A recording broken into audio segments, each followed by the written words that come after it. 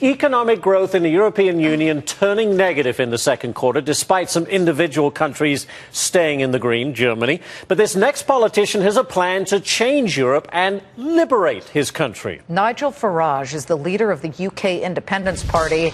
Oh, and he's been mouthy on this subject, and he's joining us now in a Fox Business exclusive. Yeah, once again.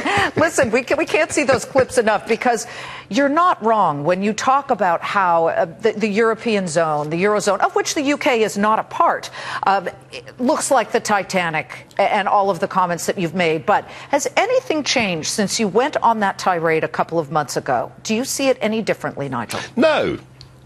No, not a bit. In fact, things are actually getting worse. I mean, we've now got Mario Monti, who is the unelected, appointed Prime Minister of Italy, almost begging for his country to be bailed out because, as he says, he fears that parliaments may derail the project. So what they're actually saying now in Europe is we must not let democracy intervene with our great grand project. So no, nothing's got any better.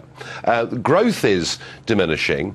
And whilst you're quite right to say that the UK is outside the Eurozone, we're still part of the European single market. Correct. And these growth figures are not just a reflection of what's going wrong in the Eurozone, and we know that in, countries like Spain and Portugal and Greece, the whole thing's a disaster.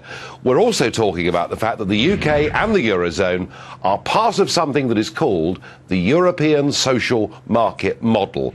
And what that means is that we now believe in Europe, that we haven't got to work very hard, we can all pay ourselves huge minimum wages, we can all take 6 months off if our wife has a kid, and we're living in this sort of noddy land where, frankly, we're not facing economic reality. So, even though the UK is not part of the Eurozone, we are being constrained and constricted by being part of something that, frankly, begins to resemble communism in terms of its belief that the state and government and legislation creates jobs. It doesn't, it destroys them. Nigel, I'm talking of Noddyland.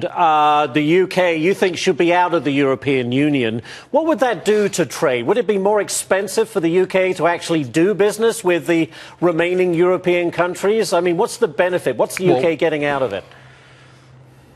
Well, what's really interesting is that the UK now trades with the EU at a massive, massive deficit. 2010 is the last year for which we have figures, and European companies sold to us £50 billion worth of goods more than we sold to them. So, the idea that Mercedes would not sell their cars in Britain if we left the EU, or that my favourite Spanish Rioja producer would refuse to sell me a case of red wine, frankly, is ludicrous. But what it would do for us is it would open up our ability to have trade deals, free trade deals in particular, with the rest of the world. And there is a very big English-speaking world out there, and we've turned our backs on it, which is madness.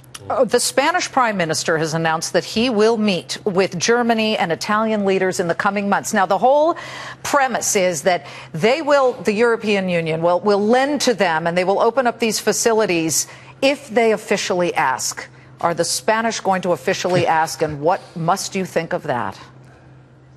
Well, the Spanish, in fact, will be forced to ask. But think of the irony of the Spanish Prime Minister meeting the unelected, appointed Italian Prime Minister, Mr. Monti. Look, for goodness sake, Italy's going bust itself!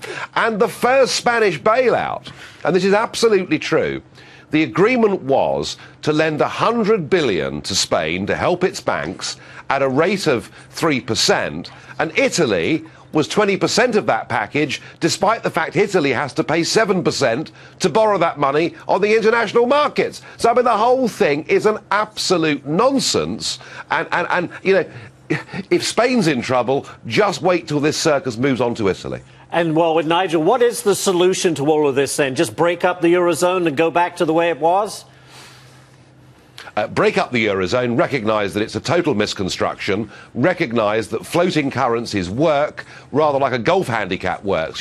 I could go out and play against Tiger Woods with a handicap, but if I was pegged to the same level as Tiger Woods, it wouldn't work for me. And that's effectively what you've got when you tie Greece and Germany together, because they're completely different economies. That's step one. Step two. is to recognise that you don't get something for nothing in life. It's to get rid of crazy employment legislation that puts people off from employing people, particularly young people.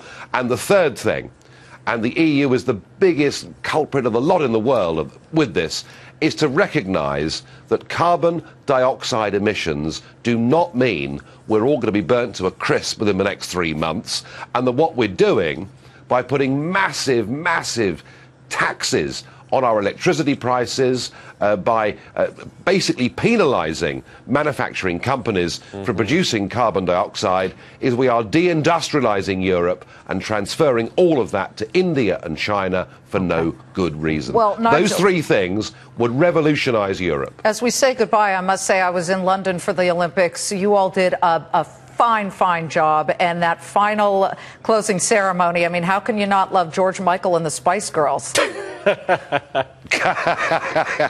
Yeah, I never thought I'd say it, but it was great to see the Spice Girls back. And hey, Team GB. My thoughts entirely. Team GB. There you go. Nigel Farage of UK Independence Party. Are you surprised he's with the Independence Party? No. See you next time. Great. See you next